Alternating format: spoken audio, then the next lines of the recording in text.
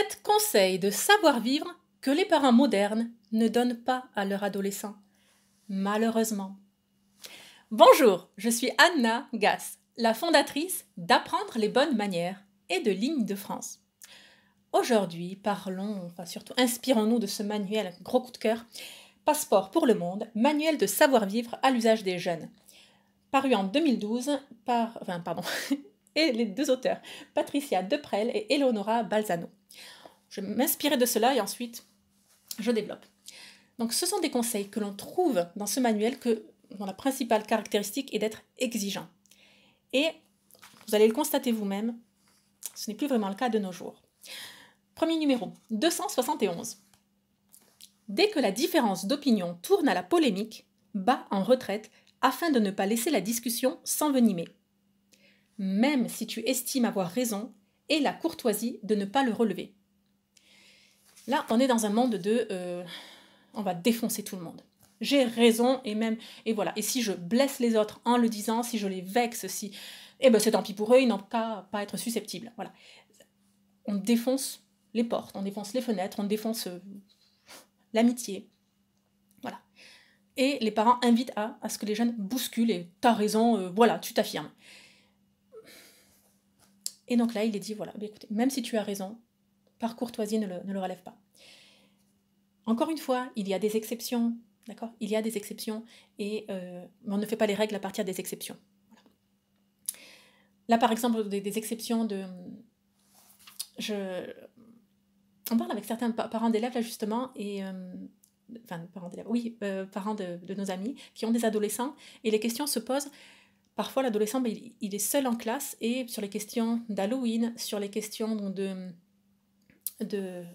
même religieuses, sur les questions voilà, c'est aussi l'homme descend du singe, etc.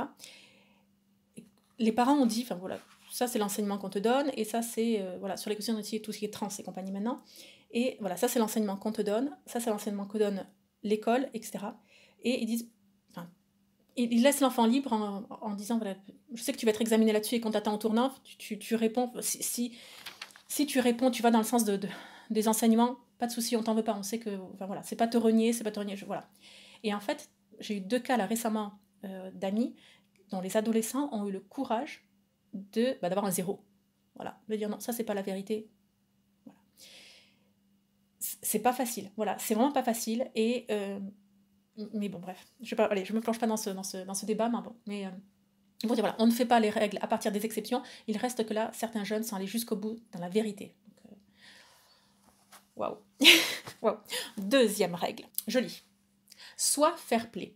Si tu t'opposes à une autre personne sur un sujet qui t'est cher, aie l'élégance de sourire, même si l'interlocuteur est d'opinion opposée à la tienne. Donc là, non seulement c'est pas répondre par un silence, par un poker face, par une indifférence, c'est sourire. Même lorsqu'on nous... J'ai l'impression qu'on va dire insulte, parce que... il y a ces deals désaccords. Mais dans nombre de situations maintenant, les personnes n'ont plus d'arguments, donc elles réagissent par les émotions, et ensuite elles vous attaquent sur votre physique. Voilà, c'est beau, voilà, c'est de l'argumentaire moderne. Moi, ça m'arrive souvent, les personnes qui ne sont pas d'accord avec moi, et disent, en plus, t'es moche. Bon, écoute, oui. Ce n'est pas un argument, mais bon, soit. Et donc là, les parents, quand c'est vraiment, souris. Vraiment, face à la méchanceté, souris, reste stoïque, souris.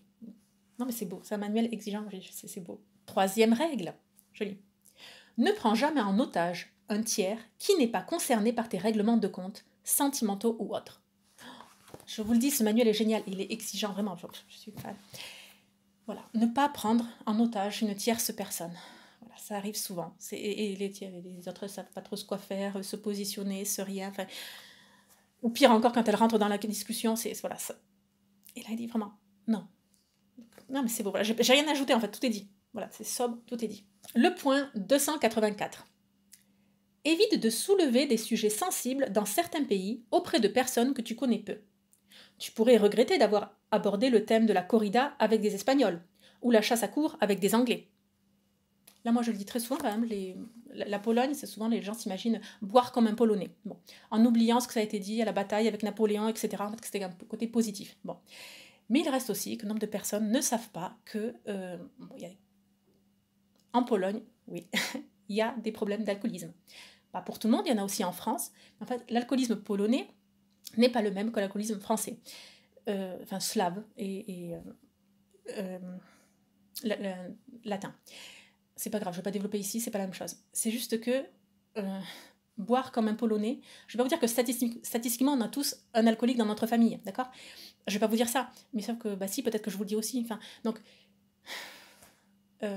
rire avec des Polonais, cet humour que les Polonais aiment bien boire, je vais pas non plus, voilà, je touchais personnellement en fait pas sur ce discours-là, de dire à combien moi je connais de personnes qui, polonais justement, qui ont décidé de ne pas boire de leur vie, pas parce qu'elles sont d'anciennes alcooliques, mais parce qu'elles connaissent les dégâts que font l'alcool sur leur famille, sur les autres, etc. Et donc elles ont décidé, mais jamais une goutte d'alcool ne traverserait leurs lèvres, jamais. Pas même l'alcool de la messe. Voilà, un gros débat théologique là-dessus, mais c'est autre chose. Donc voilà, juste, il y a des sujets... Voilà, il y a des sujets, on arrête. De même, pardon, pas parce que j'ai des origines polonaises, quoi, mais alors le fameux plombier polonais, oui, en même temps, qui vole le travail des Français. Oui, enfin, arrêtez, vous êtes quand même très content quand le plombier polonais vient réparer votre fuite d'eau, quoi. Voilà. D'accord? Donc, enfin bon, voilà. Passons au point suivant. Le 5e point, donc c'est moi, je poursuis.